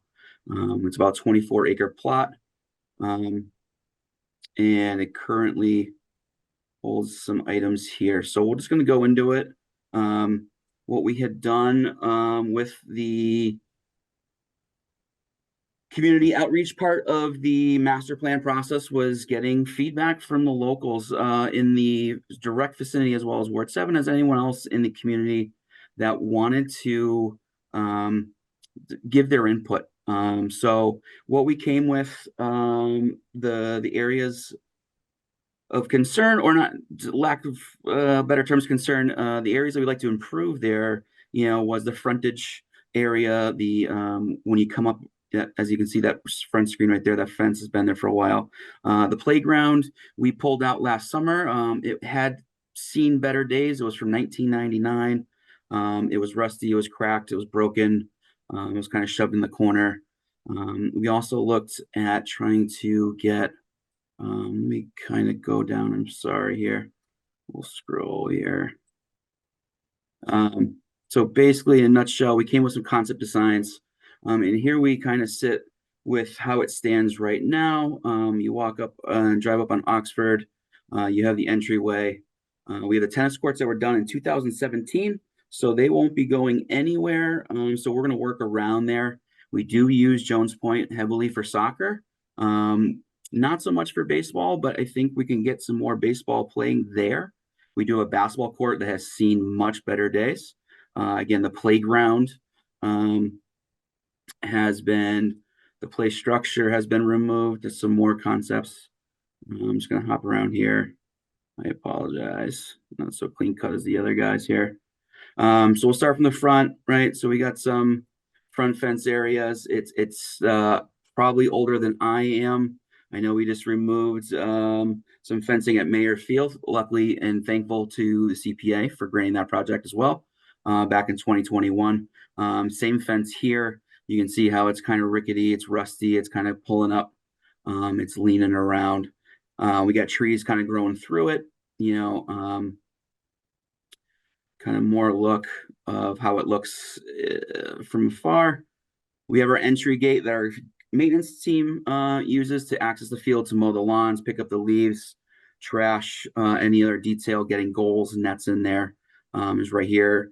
The parking, there is no lines there, no markings. We're finding that the accessibility there is just not quite prevalent there in that right side where that playground is. Right here, moving right along, that's where the playground was in this top right corner. Again, the play structure was from 1999. We did remove it as it was posing a risk. I know what my 3 and 5 year old can get into, so I knew that other 3 and 5+ year olds could also get in there, and that would be probably stitches and a side of tetanus in there. So we wanted to pull that out, but we knew that we were going to be coming back at some point because of the master plan creation to get some sort of playground structure in there. Again, thankful for the CPA, Miracle League right up in Kennedy. Huge addition to the city with the ADA, the accessible playground. We absolutely love it. Great feedback from the community. So we don't need to go that crazy into getting that sort of play structure down here. We just want something that the kids in the local area can pop down. If there's a soccer or baseball game or some tennis camps that we run down there on the tennis courts, that we can give the parents something to do while the kids, other kids, older kids, or just recreationally, just kind of something to pop on. We did leave the swings here just for something there in the meantime. Like I said, we got Ian White right around the way, as well as the Kennedy that just got installed and opened in September, thanks to you and some other organizations. Again, just kind of some different shots of that playground area. Moving along, the basketball court. This basketball court, like I said, has seen better days. Rightfully so, with a lot of cracks, with some weeds and some grass growing in. It is the only basketball court in Ward 7 that still remains. It does get used quite a bit from getting the feedback from the community. So we're thinking that that'd be an area of upgrade for the park. Part 3 would be the basketball court. And as I say, parts, it's overall, and basically what we can, swing for funding is what we're going to kind of go after. Safety being a big concern, accessibility and functionality of the park is what we're looking for. It's a great little gem down here, and we just want to bring some love to it. We have so many parks and playgrounds that, have just kind of just been going through and just kind of getting abused in the wear and tear. And, I just want to try to see if we can bring some breaths of fresh air across some of these parks slowly. We do sit at 38+ parks in the city of Holyoke, ranging from courts, full fields like Crozier, Springdale. We got this little Jones Point. We have pocket parks, Roberts Field with a turf, Mackenzie. So we have a lot here to offer. And we just have a lot to start, picking off the lists and going off of, and just trying to make, one park as we go along and move, and just slowly, progressively making, giving a little bit of love that they so need. Again, it's a great thing that we have so many. It's also tough to maintain so many, with limited funding and stuff like that. So again, we're very appreciative of your all work that you put into CPA. The city's very lucky to have such an organization and group that's dedicated to giving back to the community. As we all know, it gives back tenfold. These are, again, just a quick snapshot of the tennis courts. They were redone in 2017. They're in great shape. They're not going anywhere, so we're going to work around that in that park. There's some blank space around it. Again, just scrolling through. Against the backside of the fence, you can kind of see that being kind of pushed by that tree. The front is just kind of raw. Overall field, it's a really good field, very flat, flatter than most of what we have soccer and football and baseball play on. So we're very fortunate to have this little plot of land down here, this little hidden gem, a little landscape of the wooded area and the basketball court, a little bit of the infield that was floating there. So scroll down, see if we can get back to some more of the master plan. We're still in the draft kind of with Ty and Bond, but they did give us the plan in a draft form to kind of get the ball rolling so we can present and ask for some additional funding to move forward with our master plan. We do have a master plan in another park. We're kind of stalemate there from other funding sources that we did not get. So I wanted to, since we had already done this last year, I wanted to move forward with it and not have a whole lot of waiting time from the creation of the master plan to actually getting the items into the park and the upgrades if available and if awarded the money. 1A, 1B would be keeping everything as is, as you can see here, the tennis courts, the soccer field, the baseball field, leaving the tennis courts, or the basketball courts where they were.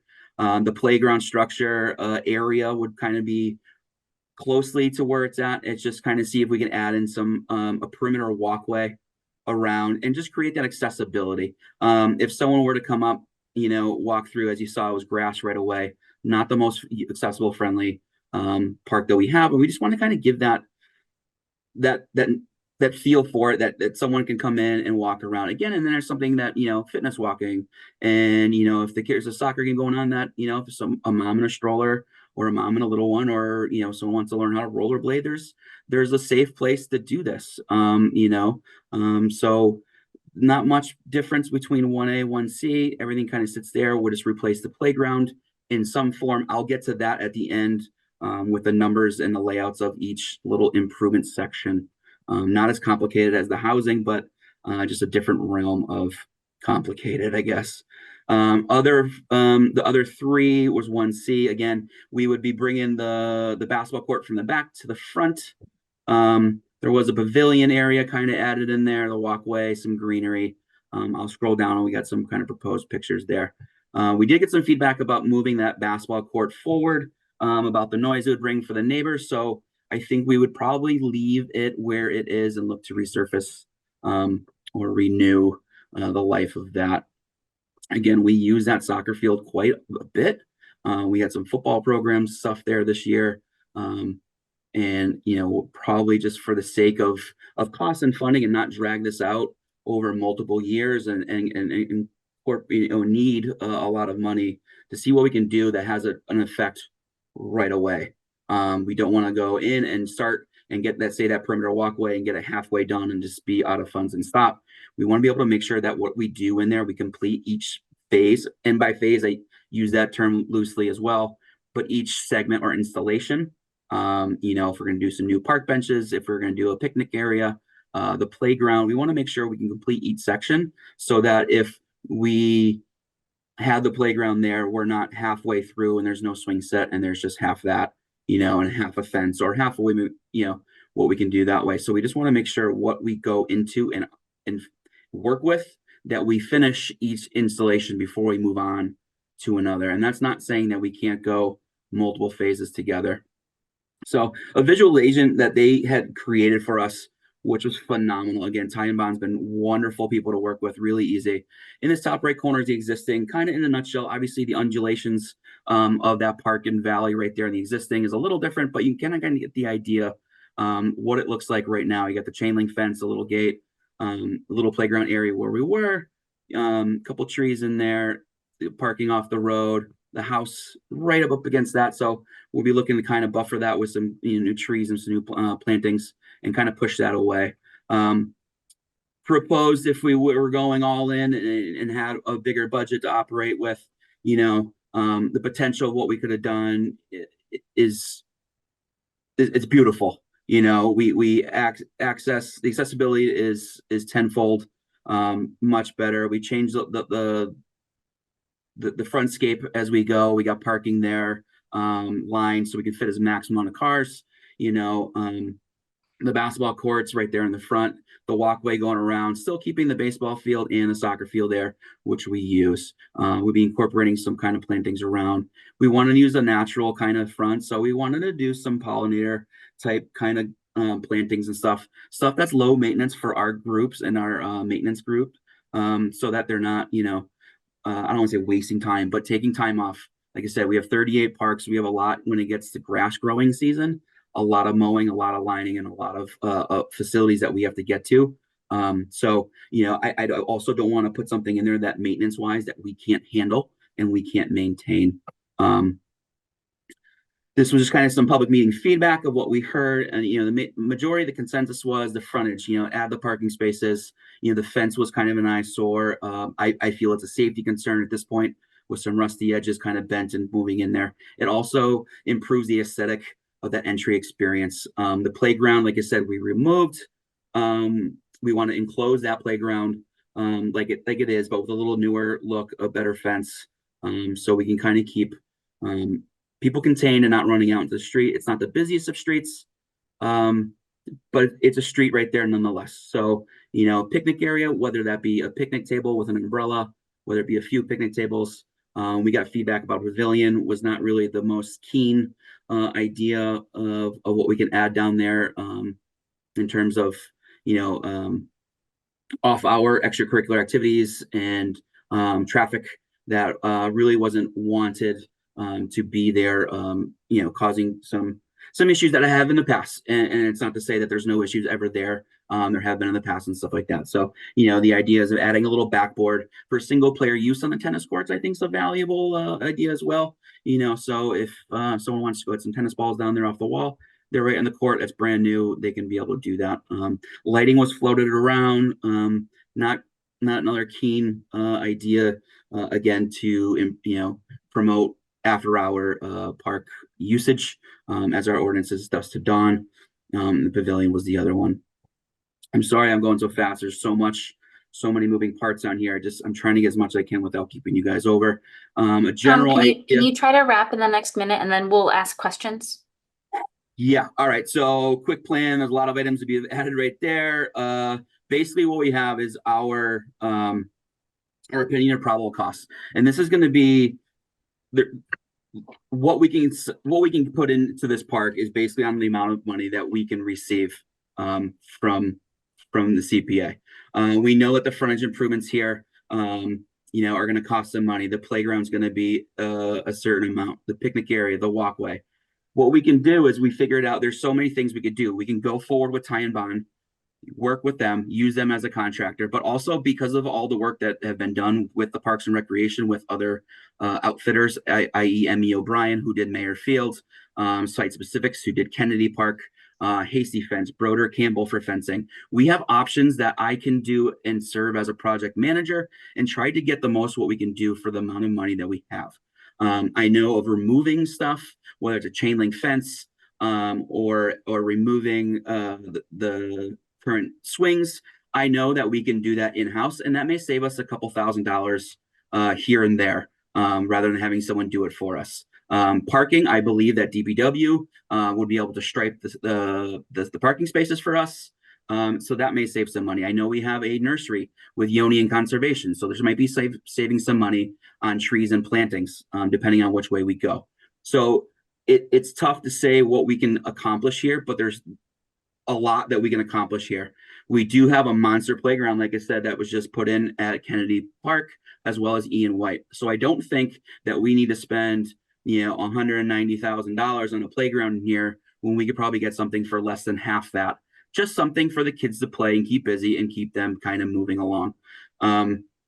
like I said, the fencing, if we removed it. So, they have it down as 362, but we can go way less than that because we don't need that full thing. Like I said, the basketball court, we're looking at 50 if we use them, but we can also use the company that's resurfaced our other courts, and we can find and buy new basketball hoops using sporting goods or what we've used in other parks. So we have a lot of leeway depending on what we can try to budget. I know it's a lot in a little bit of time. I'm speaking really fast. Picnic tables, benches, concrete work. We have multiple contractors we work with regularly for furnishings, tables, trash cans, stuff like that. I have catalogs in my office. We have contracts with the city.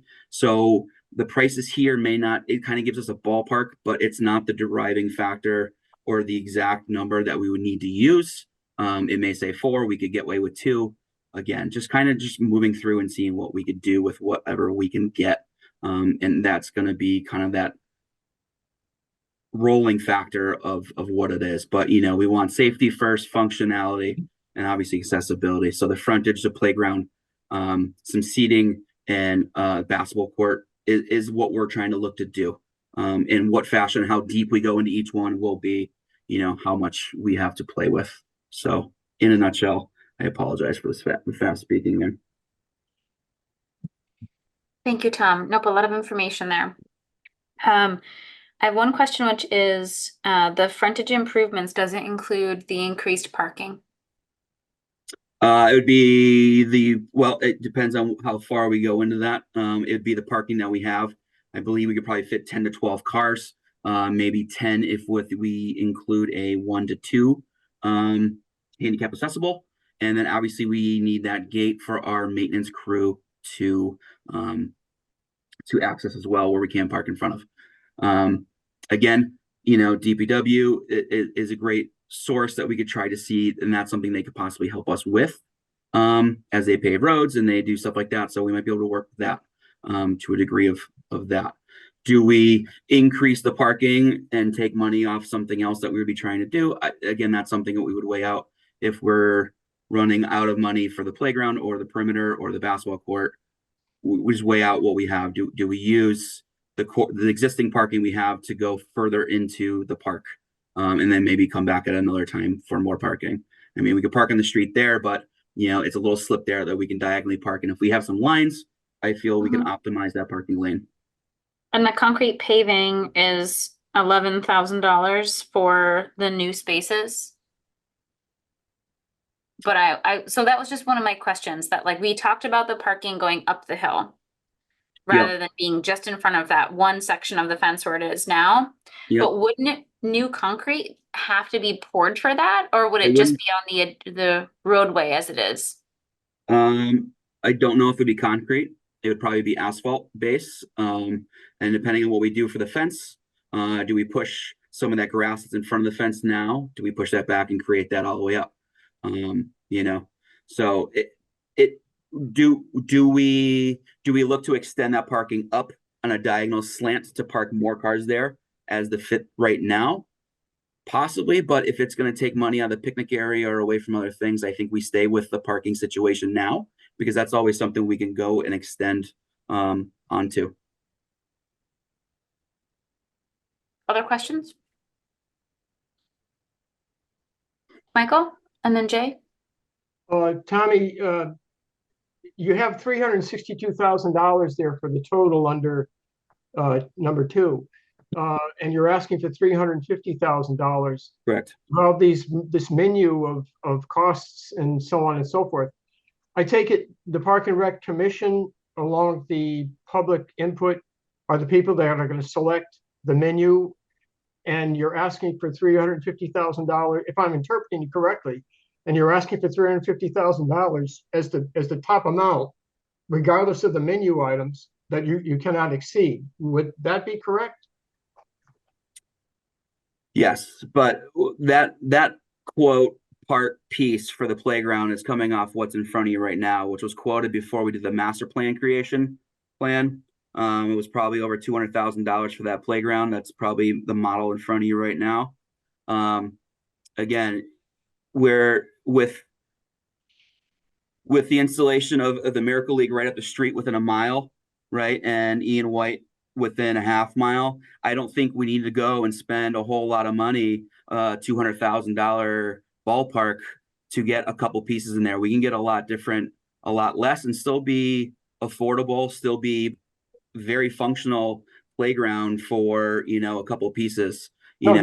That's okay, Tommy. With $350,000, that's the top amount you're asking us for. And out of that 350, you and the Park and Rec Commission and the master plan folks, the citizens that were part of that, you would then, as a menu, select those are most near and dear to your hearts. But it would not exceed the $350,000 regardless of the menu. Would that be correct? Yeah, we would work with what we get. You're asking for $350,000, so that's the amount you so choose. Yep. Okay. So my question, Tom, is you have the total here is 645. If For you look everything at soup to all of, nuts, using yeah. you Yes. So that's a question is like, so this application says it's for stage 1. So I guess I'm looking for more clarity on what is stage 1 versus stage 2 versus stage 3. Is it stage 1 is just the frontage improvements and the perimeter walkway and the basketball court, and phase 2 is the playground and the picnic tables. And like, we would expect to see you come back again to be able to do like a second phase of this in another year. Yeah, I'd say the playground is going to be the first and foremost, right? Frontage for safety. Whether we, like I said, whether we do, we can save some money in-house removing items. Not a whole lot, but some, right? So, again, the playground, it's valued at that playground we just showed there for $190,000. I think we do half that and be okay with what we're going to have there. So the playground here is $362,000. That's with trees, that's with construction contingency, removing the swings, fiber, topsoil. Yes, if we did all that, but we have the opportunity to do some stuff in-house. We have the opportunity to use not tie and bond and go straight through M.E. O'Brien as a contractor. We can also use Site Specifics, who did Miracle League. And, like I said, they have shade trees and benches. We don't need 4 benches in there. We can kind of play with that with what we can have to fit to a budget that we can get. Playground would be 1. Some frontage improvements would be 2 with some benches. And then basketball court would be 3. Phase 2, if we came back and did some more, I would try to see if we can kind of leverage this against and get some more money through another grant source, depending on restrictions and requirements, whether it was park or some other ones that are given by the state. And, go from there.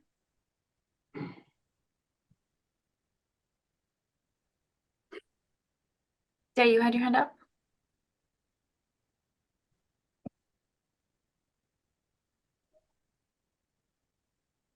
I think you're muted, Jay.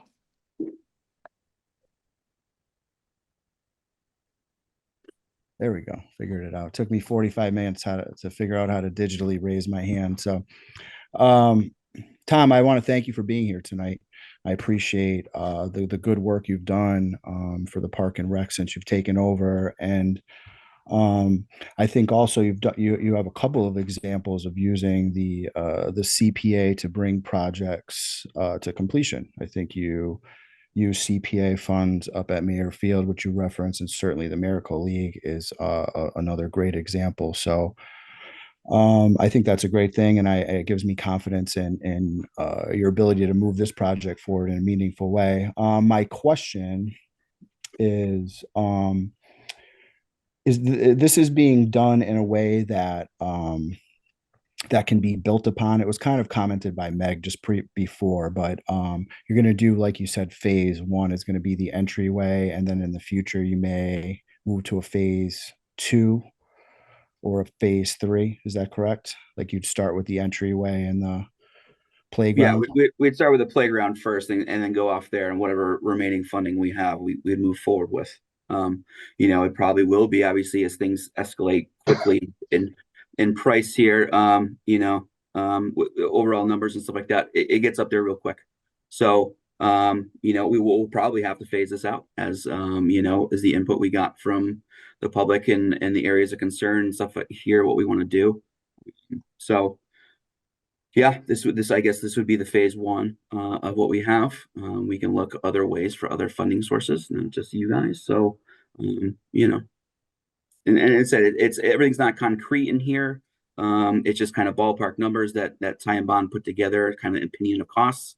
We do have the luxury, because we have been doing this work for a little bit, that we can kind of concrete work. We don't have to use, say, Rainmakers. We have the ability to maybe use Curran or Sturka or some others that might be a little bit more cost efficient, and vice versa, like the benches and stuff like that. They just kind of threw numbers in there based off plans. Do we need 4 benches in the playground for $2,000 a piece? I'm sure we can find something that's equally as nice, maybe not as expensive, So I think there's some way we can kind of cut some of the costs by, I don't want to say shopping around, but we have the ability to kind of look around and use different avenues for different items here. We do have good contacts and contractors that we've been working with. So Great. Thank you, Tom. Good luck with your project. thanks, Jack. Yeah, I think that the piece that I'm looking for is a way to, this is like, the outcome of the master plan. We have a clear sense of options here. And I think you have a vision. I think you're naming, well, I wouldn't do these 4 benches. I would do 2. I would use this vendor. I wouldn't use this vendor, and I think that's the plan that I want to have in front of us that we can look at, because I think it's hard, when you have projects that are coming forward that have such specificity, that are like, here is what you will get at the end of this funding. Then it's hard when it comes forward and we could give you $350,000, but based on this, I'm not exactly sure what we would get at the end of it, right? Because we could give you $350,000 and we would maybe get only a playground, or maybe we would get sort of a I don't know, like a downgraded playground, but frontage improvements, but not all the frontage improvements. Like, it's just not clear to me what this stage 1 is. And I just want more clarity, so I would know, like, this funding cycle is going to be so tight, right? There are so many good projects. It's going to be painful to be able to vote for and against projects. And I think we're going to have to be very clear as a committee around, like, well, we're voting for this one and not this one, and here's why, because they're all good projects. There's not a bad one in the bunch, right? So I do think that we're going to need to have some specifics to kind of armor us if we want to be able to, argue for this project, so we know exactly what we're saying we're going to be getting with the funding that we're putting forward. Okay. Eileen? Yeah, thank you, Tom, very much for putting this all together. And just a couple things I wanted to sort of ask. I know the answer, but just to make sure it's sort of clear. So part of why Jones Point is coming to CPA is because it doesn't qualify for other funding like CBDG. And you're looking, for example, for Springdale Park for those funds because they cover them. So part of the strategy of coming to CPA is just maximizing and being strategic about accessing funds throughout the city and other funding sources, so you can make sure we get the most possible bang for a buck in terms of supporting and renovating parks throughout the city. So is that true? Does that sound right? Yep. Okay. Yep.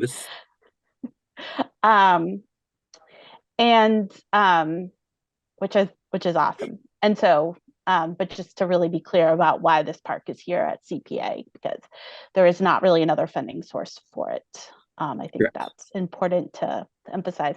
And then I'm hearing from you a certain flexibility and like a certain wanting to work kind of with us in terms of, if you can't do the absolute amount we've asked for, there's other things. And also that if we do commit to a certain number, that potentially some of this could be done for even less, and then, CPA would get that money back. And so just really trying to think about, trying to use the resources the city has and how parks works as much as possible, and emphasizing that, which is really awesome and frugal and and thoughtful. So I just wanted to kind of to emphasize that it seems like if the project, you know, based on what I'm hearing is the basketball court resurfacing, the playgrounds, and the frontage are like really the priorities. And that, you know, that they could even be less expensive than what's been put forward because of some of the flexibility that you're hoping to find through getting numbers down. That like you're giving us numbers as this is, you know, kind of a quote, but it could even be less. It likely wouldn't be more. And so I do appreciate having that information and that idea of like a department is really trying to get, you know, yes, I've put this number down, but I'm kind of thinking that's the most possible. And I'm going to look for ways to cut even more because then money comes back to CPA. So I just, you know, I really appreciate that part of it and that flexibility and thinking through. And I think that, you know, is a great approach to take. And that may, you know, that as CPA, we want the specificity and I totally understand that. But also just to appreciate that, you know, the budget we're getting isn't in stone because you're looking for ways to continually get the numbers down and make it as affordable as possible without compromising quality. Yeah, I just don't want to be, you know, wasteful of money. Like again, with the playgrounds being such a huge additions to that area, I don't think we needed to go with a crazy, and it's not going to be a downgraded. It's just going to be, you know, more simplistic ability of the playground and what we use for surfacing and what we use for other things. I just want you guys to think that I'm coming here to ask and just blow through money. I want to be respectful of, and I know there's many other projects in the city that you guys fund, and it's wonderful as a whole. And I'm just trying to be as cost effective as we possibly can with what we can get here. And I know it's not concrete, but we do have a lot of wiggle room with pricing of stuff. Again, under the gun here with getting that master plan kind of finished off. And, you know, it was a busy time of year to get quotes on everything between other contractors and stuff, but we do have really good working relationships with, as you guys have funded other playgrounds and parks and furnishings of other stuff. And I just, you know, I appreciate what you guys do, and it's not easy decisions for you, you know, and I don't want to be in your shoes for all this as it comes down to divvying up who it is. But, you know, I want to be respectful of all the other community organizations that are trying to put in to increase the value of our community and our city here, at the same time as trying to get some kind of TLC into these parks that we need. You know, in a nutshell, that's really it, you know, so.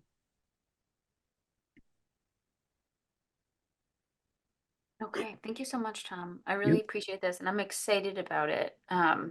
And any more information you have, you know, we have another week of public meetings, and then we'll probably have about another week before we get out the scoring guide and everything to the committee so that they can start pre-scoring applicants or applications. So anything that I know you mentioned that it's been hard, right, given the timing of when the master plan ended and kind of the holiday season in terms of getting quotes. But if it's possible to get more specificity on some of these items kind of from some of those vendors, I think maybe that would help.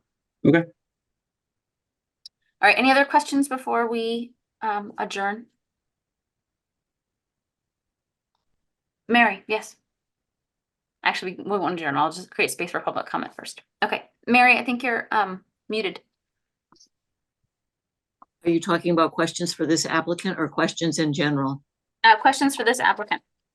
Oh, sorry, nope. Okay. Okay, Tom, thank you so much. I know, I mean, we're on here late, you're on here late. Thank you. Thank you, Tom, for everything. Okay, any questions from the committee, and then we'll open to number 5 to see if there's anyone who wants to speak concerning any of the priorities or these applicants. Mary, you had a question? Yes, what happened to the Y? I don't see it on the next agenda either. They removed their application. They were able to use their own capital funding in order to do the project. Okay, thank you. Yep, so they rescinded their application. Good question. Okay, any other- Okay, what about that share screen now? Is Tom still here? Did you still want that Oh, share yeah. screen up? Tom, do you want to stop sharing your screen?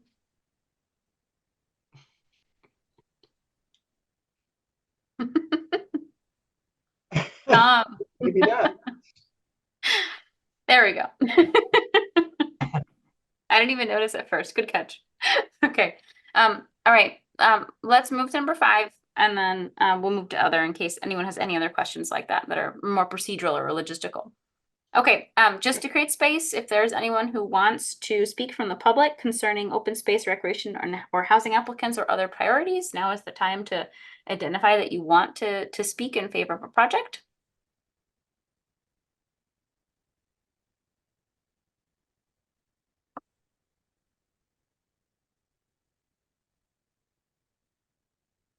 Okay. All right. I don't see anyone coming forward. Amy, do you have anyone on your end? Just double checking. No, I don't. Okay. Oh, I know that a number of folks are watching because I have had folks who have been messaging. All right. Thank you so much. And we're going to move then to item 6, which is other. Okay. Nathan. Yeah, I think I would like to suggest revising the website, maybe hire some professional designer, and also just making it a little more clear. I noticed some of the documents are behind the internal page of the website. I think they really should be public. And also, We I have think, someone that we work with on the yeah, website. So if there's any okay. changes that we need, we just ask for them to be made. Although a lot of the website, I was updating for a while. Amy has been doing some kind of, I know, updates in terms of applicant facing stuff. I've been doing more of the public facing stuff, but yes, I think that it's probably important to pay Joanne to do more hours so that she can do some more extensive updates and to potentially take on some of that work. So if you have specific things that you're looking to be updated, you could name them now, or we could also name it as an agenda item in an upcoming meeting. I sent an email with the list of potential changes like a while back. I don't know okay. if, I mean, it's more than 6 months ago, I believe. I'll try to dig My it out. apology, Nathan.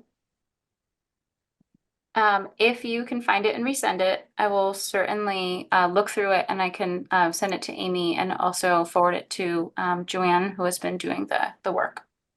And she does it on an hourly basis. So whatever we ask her to do, she does the work, and then she charges to the CPC, which of course comes out of the admin budget.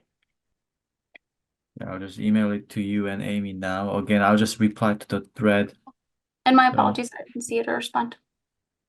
Okay, any other items that are other questions folks have, logistical concerns? Okay. So don't forget that our next meeting is the 17th, 1 week from today, 6 o'clock. We're gonna have to be a little more on it in terms of time because we have more applicants next time. Although I do understand the ones that we had today were a little more complicated in a lot of ways, right? So I understand why we just needed to have space to ask a lot of questions. But I am gonna be a little bit more of a timekeeper in the next meeting because otherwise we'll go till 10. Because we have double the applicants.